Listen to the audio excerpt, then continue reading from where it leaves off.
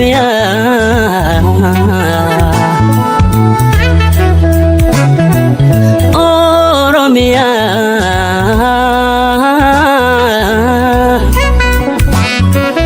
Oromia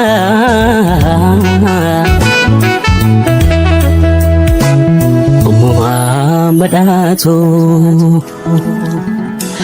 Jannata lafarra Lakawa mendumu mamni kiyaya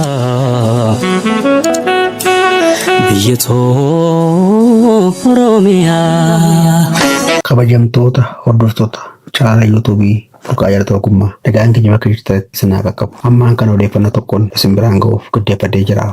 Hanga dhumaatti na hordofaa. Warreen haaraa taatan sabsirraa gochuun na hordofuu hin dagatinaa. Jitu Oromiyaa jitu daraari biyya koo baguma koo taate bakka dhaloota koo jitu Oromiyaa jitu daraari biyya koo baguma koo taate bakka dhaloota koo.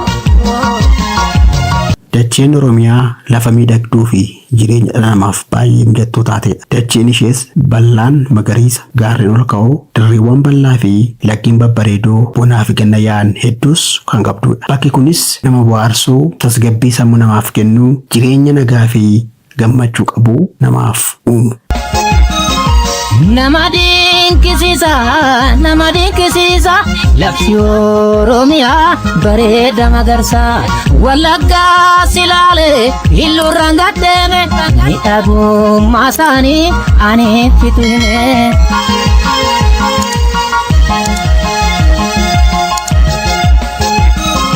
Harsirraan gabbuunee kottu baalee gallaa Soofumarii boqonnee miidhaga saalalla hangafti Oromoon burgitee Booranaa aadaaf seenaa keenya achirraa barannaa. Oromiyaan naannolee biroo caalaa rooba ga'aa fi qilleensa gaarii qabaachuun ni beekamti. Yeroo roobni itti roobu waqtii sirrii fi dhaabbataa ta'e qabaachuun ishee qonnaaf baay'ee mijataa ishee taasiseera. Qilleensi ishee qabbanaa'aa fi fayyaa namaaf kan toludha. Kun immoo jireenya lubbu qabeeyyii bineensotaa fi dhala namaa hundaaf bu'aa guddaa kan qabudha. Dacheen Oromiyaa kana keessatti kana malees bakka oomishaa fi oomishtummaa guddaan itti argamudha. Seera abbaa gadaa kan ittiin bulanii araarummaa dhabuu fageenya naqanii.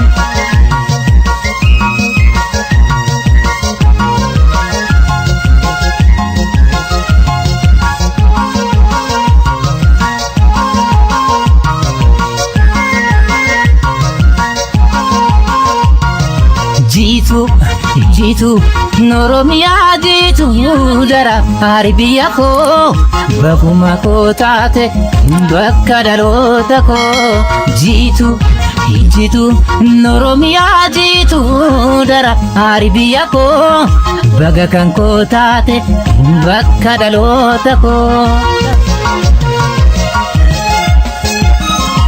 Naboonyaa qaamalee tirreen naman tokko jaalala barachuu kan fayyadaku nama qofaa mootii bineensa hararii kanuma nama dinqisiisa.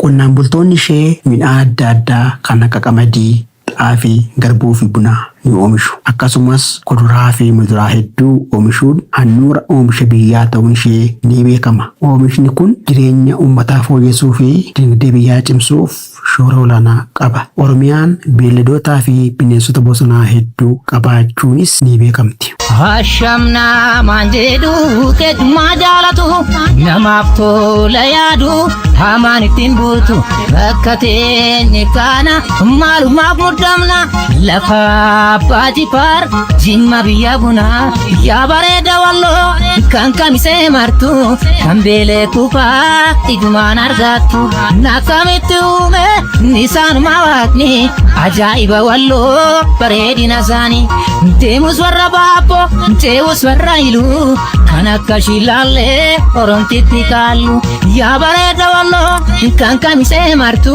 kan beelee kuphaa ijumaan argattu akkamitti uume isaanuma waaqni ajaa'iba walloo bareedina isaanii. Bosona ishee keessattis bineensonni adda addaa kan akka arbaa, simbiraa fi bineensota bosonaa hedduun ni argamu. Kun hundi Oromiyaan qabeenya uumamaa guddaa akka qabdu agarsiisuuf ragaa ifaa ta'anidha. Walumaa gala Oromiyaan lafa miidhagaa qofa osoo hin taane lafa jireenya, oomishaa fi abdii namaaf laattudha. Jiitu Oromiyaa jiitu daraare biyya koo baguma koo taate bakka dhaloota koo ammallee jiitu yaa Oromiyaa.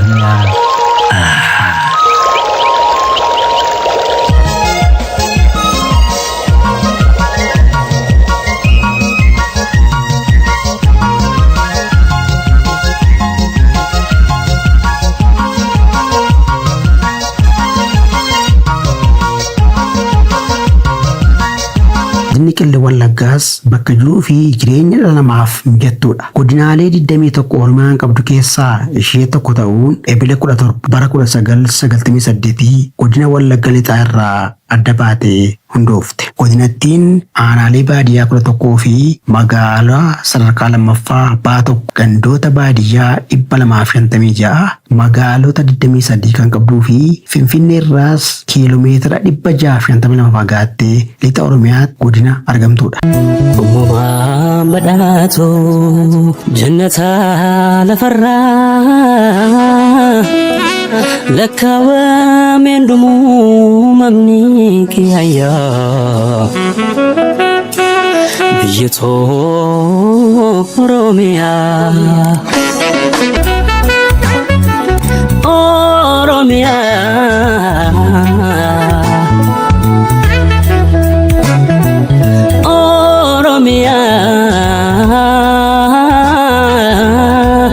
Godinaalee Oromiyaa taatee kana keessatti warqee gurraacha kan ta'e bunni iddoo guddaa qaba. Jiruu fi jireenya uummata godinichaa bunaan humna argatee beekame. Haalli qilleensaa fi rooba isaas oomisha bunaaf carraa gaarii ta'e uumeera.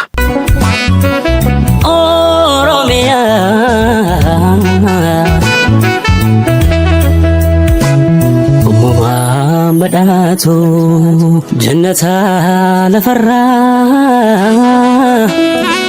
lakkaawameen dhumuu mamni kiyyaa biyya too Oromiyaa. Lafti godina Qellem Wallaggaas hektaarri 585 fi 735 ol ta'u bunaan uwwifamee kan jirudha. Bunni nama gaarii qabuu fi gabaa irratti barbaadamaa ta'es waggaa waggaatti yoo xiqqate tooniin 175 ol ta'u kan keessatti oomishamudha. Buna oomishaman kana keessaas bunni toonii 85 ol ta'u gabaaf ni dhiyaata.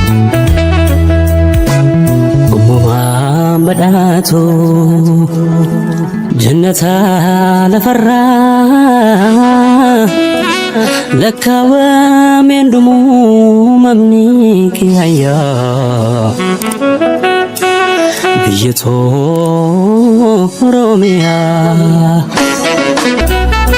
Egaan dhimma Oromiyaa fi godina Qellem Wallaggaa kanan isiniif qindeesse kutaa tokkoffaa isaa xumureera. Waa'een godina kanaa wantoonni ibsaman hedduutu jiru. Kanneen biroos kutaa kutaan qoqqoodeen yeroo itti aanu isiniif qabadhee dhiyaadha. Warreen haaraa taatan subscribe, like, share gochuun na hordofaa. Waan na faana turtaniifis guddaa galatoomaa. Horaa bulaa.